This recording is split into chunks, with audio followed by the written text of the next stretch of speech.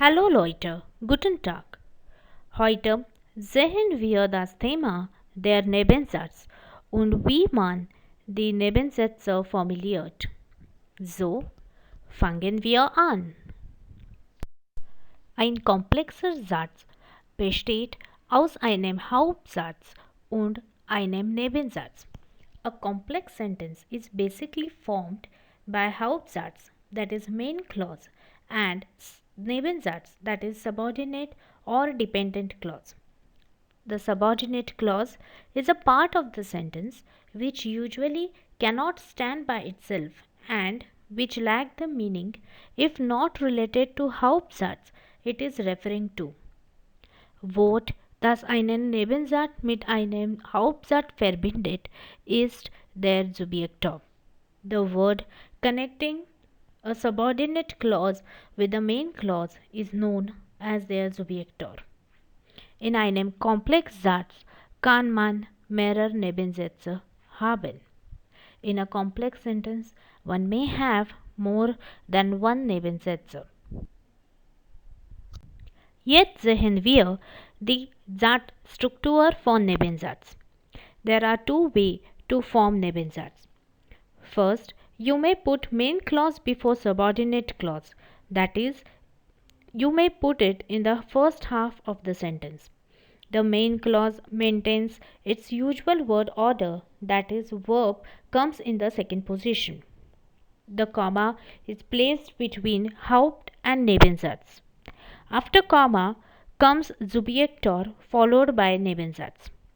The verb of Nebensatz goes at end of the sentence. Das heißt, Hauptsatz plus Komma plus der Subjektor plus Nebensatz mit Verb am Ende. Or the second way to form the Nebensatz is you may switch the sentence and place the subordinate clause in the beginning of the sentence, that is, in the first half of the sentence. As Subjektor always comes with Nebensatz, you will begin the sentence with Subjektor followed by Nebensatz with verb at end of the sentence. You will place the comma between Nebensatz and a Hauptsatz. After placing the comma between Nebensatz and Hauptsatz, verb of a main clause, which is generally in the second position, will come directly after the comma, followed by rest of the Hauptsatz. Das heißt, der Subjektor plus Nebensatz mit Verb am Ende plus Komma plus Verb vom Hauptsatz plus Hauptsatz.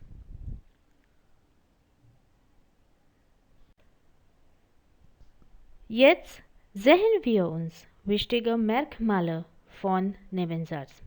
Let's see some important features of Nebensatz. Der Subjektor kommt immer mit dem Nebensatz. Das Subjektor always comes with the Nebensatz. Das konjugierte Verb von Nebensatz steht immer am Ende des Satzes. The conjugated verb of Nebensatz always comes at end of the sentence. Wenn der Satz mit Nebensatz beginnt, kommt das Verb vom Hauptsatz gleich nach dem Komma. When the sentence begins with Nebensatz, verb of a Hauptsatz come directly after the comma. Zwischen Hauptsatz und Nebensatz steht ein Komma. Comma is always placed between Hauptsatz and Nebensatz. Now, if the Nebensatz have separable verb, that is das trennbar Verb, then also it follows the same rule.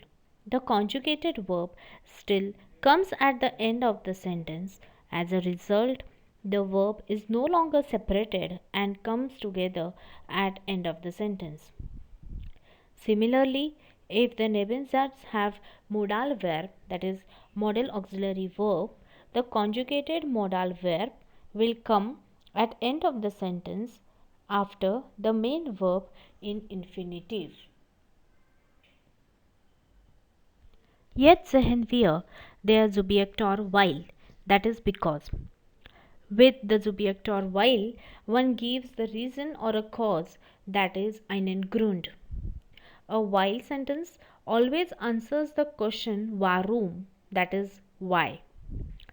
Subordinate sentence gives the reason, while the main sentence is the consequence or the result of the reason. Wir schauen uns die Beispiele für Weil-Satz an. Ich kann nicht zur Schule kommen, ich bin krank. Ich kann nicht zur Schule kommen ist der Hauptsatz und ich bin krank ist der Nebensatz. I cannot come to the school is the main clause and I am sick is the subordinate clause. As Nebensatz is giving the reason for Hauptsatz, we will connect these sentences with Subjekt or weil. We can connect these two sentences with weil in two ways. First, we can have Hauptsatz in the first half of the sentence, that is, we will begin the sentence with Hauptsatz. So our sentence will be Ich kann nicht zur Schule kommen, weil ich krank bin. Here you have placed the Hauptsatz in the first half of the sentence with verb in the second position. Then you have put the comma between Hauptsatz and Nebensatz.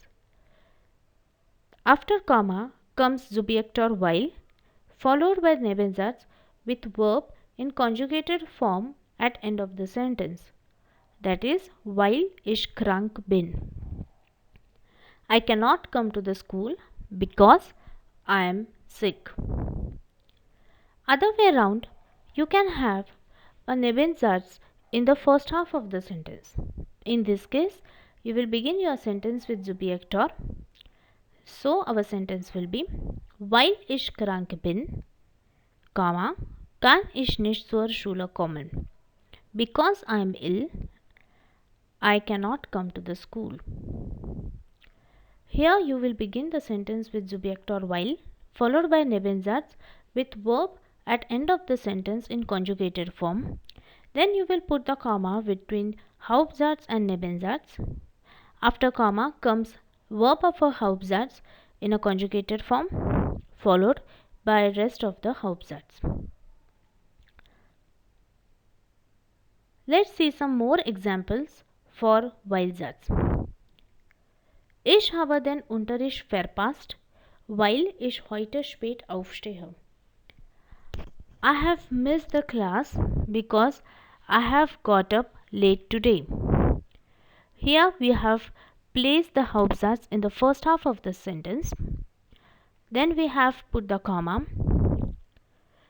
In Nebensatz here we have a trennbar verb, that is separable verb, which will come together at end of the sentence in conjugated form. So our sentence will be Ich habe den Unterricht verpasst, weil ich heute spät aufstehe. Let's see one more example. Weil ich nicht schwimmen kann, habe ich Angst vor Wasser. Because I cannot swim, I have a fear for water. Here we have begun our sentence with Nebensatz. So, after beginning our sentence with Subjekt or weil and placing the Nebensatz in the first half with verb at end of the sentence in conjugated form, we will put the comma between Nebensatz and Hauptsatz. After comma, verb of Hauptsatz will come in a conjugated form, followed by rest of the Hauptsatz. Weil ich nicht schwimmen kann, habe ich Angst vor Wasser. You can construct the sentence in either way you want.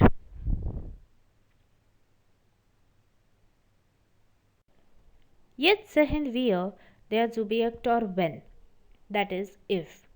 Mit dem Subjekt or wenn nennt man eine Bedingung oder eine bestimmte Zeit.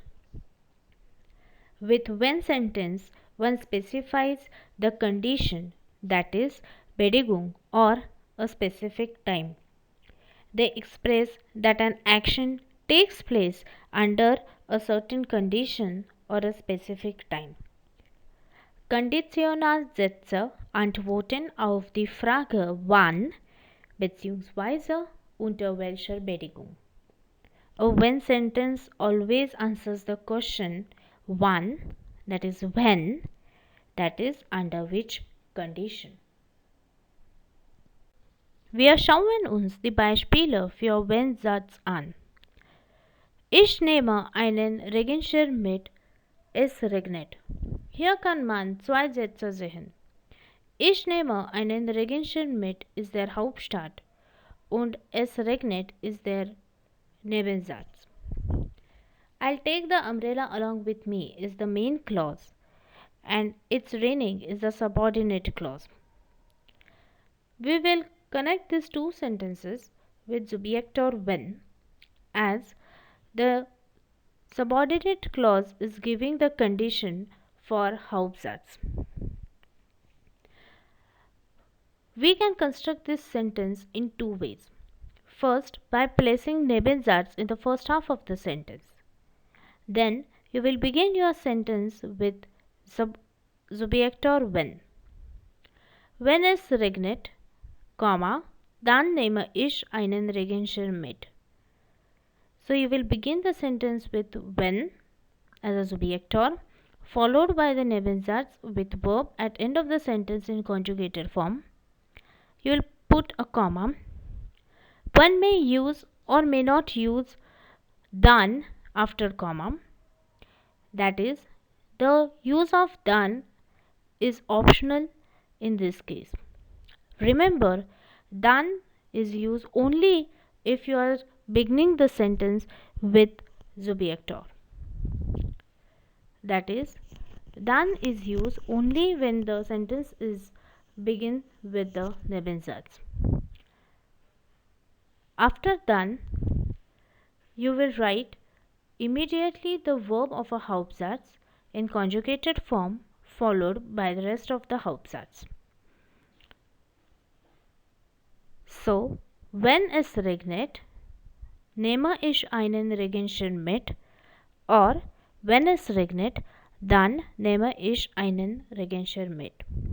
If it is raining, then I'll take the umbrella along with me. Or you may construct the sentence in other way round by placing the Hauptsatz in the first half of the sentence. So, your sentence construction will be Ich nehme einen Regenschirm mit, you will place the Subjektor when followed by Nebensatz with verb at end of the sentence es regnet. Ich nehme einen Regenschirm mit, wenn es regnet. I'll take the umbrella along with me if it is raining. Let's see some more example for Wenn-Satz. Wenn ich gut Laune habe, singe ich ein Lied. If I'm having a good mood, I sing the song. One more example. Ich bleibe im Bett, wenn ich krank. I stay in bed if I'm sick. To know which Subjektor should be used, you need to understand the meanings of both those sentences. Accordingly, you may decide whether to use when or while.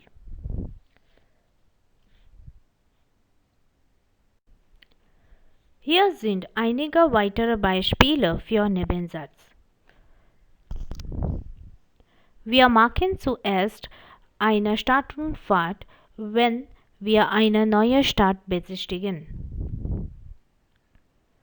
Nach der Viererfahrt haben wir die Ausstellung besucht, weil ich ein großer Fan von diesem Maler bin. In den Prater muss man gehen, weil das Reisenrad im Prater ein Wahrzeichen von Wien ist. Wenn man viel Zeit hat, kann man auch den Amusement Park im Prater besuchen.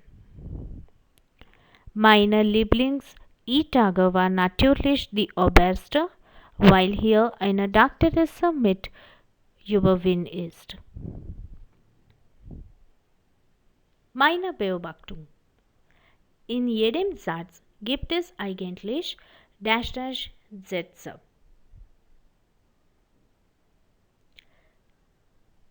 Zwei Sätze.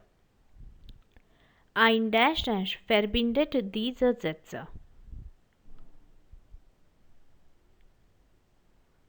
Ein Subjektor verbindet diese Sätze. Es gibt ein zwischen den beiden Sätzen. Es gibt ein Komma zwischen den beiden Sätzen.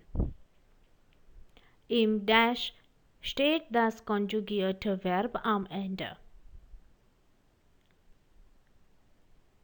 Im Nebensatz steht das konjugierte Verb am Ende. There is a difference between then and while. Ich möchte gern in einer Stadt leben, weil eine Stadt viel bietet. Und ich möchte gern in einer Stadt leben, denn eine Stadt bietet viel. Then ist ein Konjunktor und kein Subjektor. Then is a connector and while is a subjector. Similarly, there is a difference between when and wann. When ist ein Subjektor und wann ist ein Fragwort. When is a subjektor, that is if, and wann is a WH question, that is when. Ich hoffe, Sie haben den Nebensatz richtig verstanden. Vielen Dank.